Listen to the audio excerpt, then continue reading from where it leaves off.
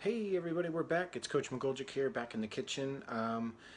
So today, just to prove that from time to time I have some sort of traditional food that distance runners might have, I just want to explain maybe a little bit of what we did at practice today, and then what I'm going about to eat later tonight.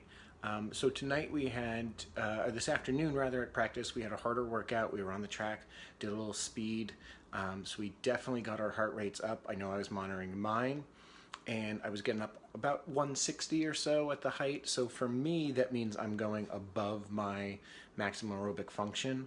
So I'm getting into that anaerobic zone. So when you're in anaerobic, then you start burning more sugar, okay? And so my whole thing for my training is where I'm trying to burn more fat rather than sugar.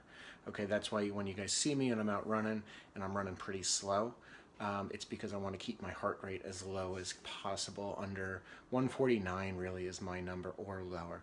So because I had a little bit harder workout, and because it's Wednesday, we're a little tired. It's been, first week back for Mrs. McGoldrick and I, and Danny's in school, and so it's been a long week, so we're just going to have a real simple dinner tonight. So I just wanted to show you how you can have something as simple as pasta and meatballs, but still make it a decent meal, okay? So let's take a look here. Now, a lot of people aren't going to like this, but we eat bonza pasta here. It's made from chickpeas. So if you take a look here, you have the comparison. So in bonza per serving, there's 25 grams of protein, 13 grams of fiber, which is great. And there's significantly fewer net carbs, if you count net carbs. You can see it's made from non-GMO chickpeas.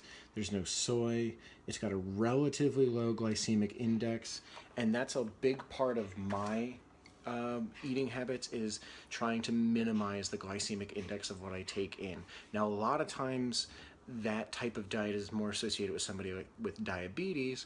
Fortunately for me, though it does run in my family, I don't have diabetes, but because it runs in my family, I know that I am somewhat predisposed to getting it later in life. I have a greater likelihood, because I'm related to people with it, than if I didn't have that relative, or those relatives rather, than who have had it. And then for sauce tonight, this is, I think, Nature's Promise. That's the Stop and Shop logo.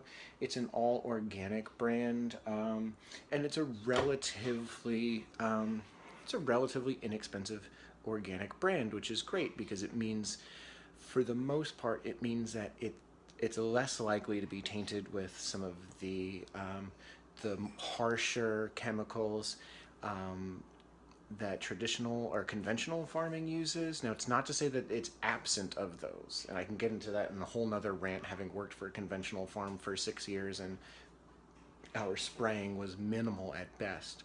But it also ensures that the soil has a higher nutrient content, and that's, to me, almost more important. And then also, for the meat, we have our grass-fed ground beef. They're considered free range. It's from Australia. And part of that is a little concerning in some ways. I would prefer if it was a little bit more locally sourced if possible, but you also have to look at things economically, and that particular brand is relatively inexpensive.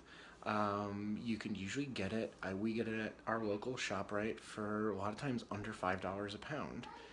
Sometimes you can get it for, I think that particular one, I got it on sale for $3 a pound, which is cheaper than most conventional beef. So we're gonna make later, I think we're gonna do like our version of a bolognese sauce and put it over a little bit of that pasta. I'm gonna have about 4 ounces of it. So, like I said, from time to time, I do indulge in things like pasta, but when I do, we try to make sure that it's the healthiest, the best form of pasta that we possibly can. So I hope you can take something out of it. We're gonna I'll season it up with a little bit of spices too, because those extra spices, especially if you get some hotter spice in there, that will help that'll help digest a little bit easier. So for now, Danny Boy just finished his organic grass-fed eggs and cheese, so I'm gonna go get him in the bath, and get on with the rest of our evening. So I hope you guys learned a little something about how to make pasta a little bit healthier.